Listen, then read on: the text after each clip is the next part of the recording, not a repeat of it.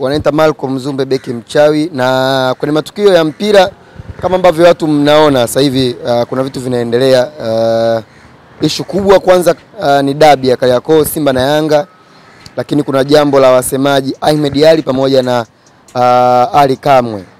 Ukiangalia wiki hii kulikuwa kuna mtiti mkubwa katika ofisi za shirikisho la mpira wa miguu Tanzania TFF wakiitwa kwenye kamati ya maadili, ambapo mambo makubwa ambayo yamesababisha wao kwenda pale ni kuhusiana na kukiuka baadhi ya maadili.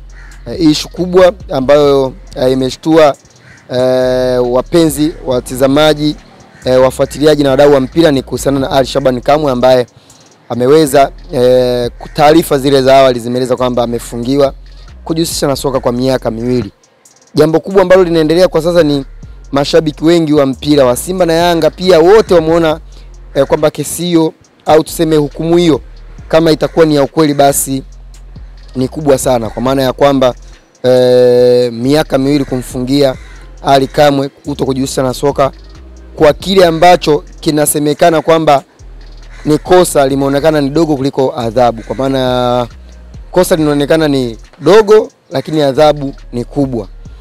Ukirejea kesi ya Haji Manara ambayo iliweza kumsababisha aweze kufungiwa miaka mitatu, ilikuwa ni kesi kubwa pengine ya udhalilishaji, lakini kwa mtu kama Ali Shaban Kamwe kesi yake inaonekana kuwa ni ndogo, au adhabu ambayo amepewa inaonekana kwamba ni kubwa kuliko kesi. Kwa maana ya Ali Shaban Kamwe aliweza kuelezea kile ambacho kinaendelea kwenye ligi kuu ya Tanzania kuhusiana na swala la waamuzi. Ukiangalia kwenye yale maandishi yake, Ali Kamwe ambaye aliweza kuandika alikuwa amehitaja timu ya Makolo, ambapo kitizama kwa namna moja ama nyingine hakuna timu ya Kolo ambayo inashiriki katika ligi kuu ya Tanzania. Kuna timu inaitwa Kolo FC katika ligi ya Tanzania. Kwa hiyo kwa maana ya kesi kama kesi kisheria, watu wengi wanaamini kwamba Ali Kamwe ilibidi ashinde kesi hiyo, lakini bado watu wengi waliweza kufananisha kesi ambayo imemkumba Ali Kamwe, kwa maana ya yale maandiko aliyoweza kuyataja yanaendana sambamba na yale ambayo alishawahi kuyatoa msemaji wa Simba. Kwa hiyo kwa nini kama Ahmed Ally alishawahi kutoa shutuma kama ambazo amezitoa Ali Kamwe, kwa nini Ahmed Ally yeye hajapewa adhabu? Kwa hiyo watu wengi wameenda mbali zaidi kwa kusema kwamba pengine kuna vitu vingi viko nje ya pazia. Kuna vitu vingi sana viko nje ambavyo watu hawavijui, ambavyo vimepelekea Ali Kamwe aweze kufungiwa, lakini sio kile ambacho watu wamekiona, kwa sababu ukiangalia kile ambacho wamekiandika, wasemaji wengine wamesha kukiandika lakini hawaje kupewa adhabu kubwa kama ambayo amepewa Ali Kamwe. Kwa hiyo watu wengi wameweza kuidadavua na kudai kwamba kuna kitu kipo nyuma ya pazia ambacho kimesababisha Ali Kamwe kuweza kufungiwa. Pengine kuna mamlaka ambazo wamezikosea za mpira, ambazo kuna watu wameshinikiza aweze kupewa adhabu kubwa kama hiyo, labda mambo mengine ya kibinafsi ambayo watu wanaweza kuyaelezea. Kwa hiyo ukitizama sakata la Ali Kamwe kwa namna moja ama nyingine, wadau wengi wamelihusisha kwamba kesi ilikuwa ni ndogo, adhabu imekuwa ni kubwa, hivyo wanahusisha kwamba kuna vitu vingi viko nje ya pazia ambavyo vimepelekea pengine adhabu hiyo kuwa kubwa tofauti na kesi ambayo ilikuwa imeonekana kuwa ni ndogo zaidi.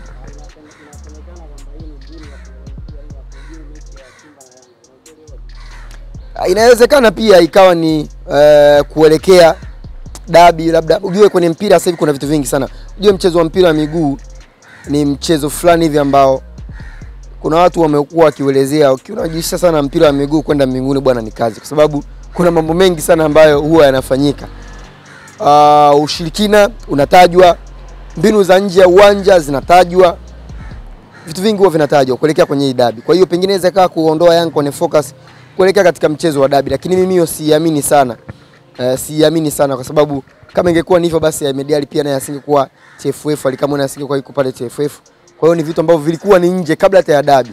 Hivi vitu vilikuwa vimeshatokea. Inasemekana kwamba huyu jamaa kuanzisha lizengo ili Manara arudi kwenye kile kijichaji. Ukitizama kwa namna moja ama nyingine issue ya Manara imegusiwa sana kwa mashabiki, lakini wengi walikuwa wanasema endapo Ali Kamwe ataondolewa madarakani au atafungiwa, basi labda ndo Haji Manara aweze kurejea kuketi kwenye hicho kiti, lakini sio kwamba hii kesi imetokea kwa sababu ya Haji Manara kwamba kurejea katika madaraka kurejea kuwa msemaji wa klabu ya Yanga.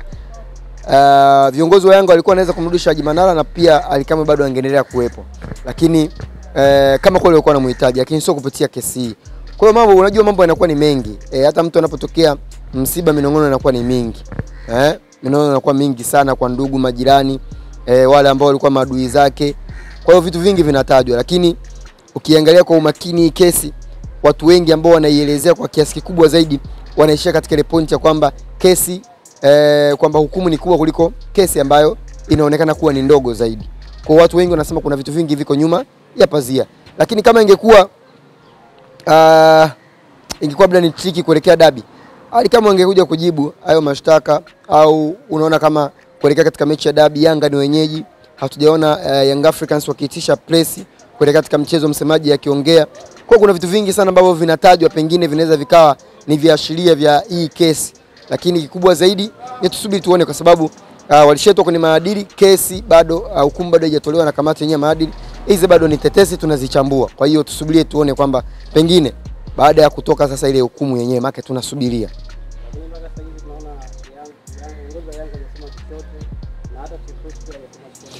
Sasa uongozi wa Yanga huwezi ukajibu chochote kuhusiana na tetesi. Yaani ni ngumu sana leo hii mtu kuja kujibu tetesi. Mara nyingi tetesi hata zile za usajili watu wanazijibu kiintelijensia, lakini sio direct.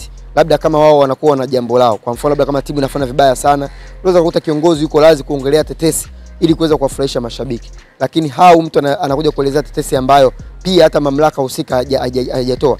TFF kupitia kamati ya maadili inatakiwa hiyo itoe tamko rasmi kuhusiana na hukumu ya msemaji, kisha ndio taarifa kutoka klabu inaweza ikatoka. Lakini klabu haiwezi kuongea kama bado kamati husika haijatoa majibu juu ya kesi husika.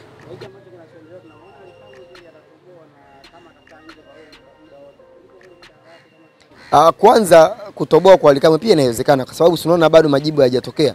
Hizi ni tetesi ambazo zimeenea, tunazidi kuzidadavua. Lakini pia Ally Kamwe anaweza katoboa kwa sababu bado kamati haijatoa majibu. Lakini pia kwa hili vuguvugu, kama ambavyo unafahamu, hizi timu za mpira bwana miguu zina ushawishi mkubwa sana, hasa viongozi wa serikali wanaweza kuingilia kati, pengine labda tu hata baadhi ya watu wanaweza kuingilia kati na mambo yakaisha kiutu uzima. Kuna vitu vingi sana vilishatokea kama vya Faisal Salum vilimalizwa kiutu uzima, lakini haikuonekana kama sheria ilichukua mkondo wake.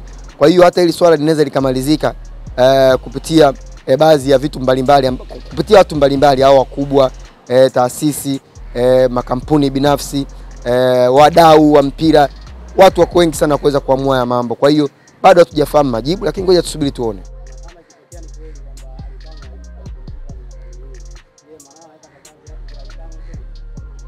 Manara kuwa msemaji, labda kurudi kuwa msemaji wa Yanga, yani hiyo so story kwamba Manara atashindwa kuvaa viatu vya Ally Kamwe.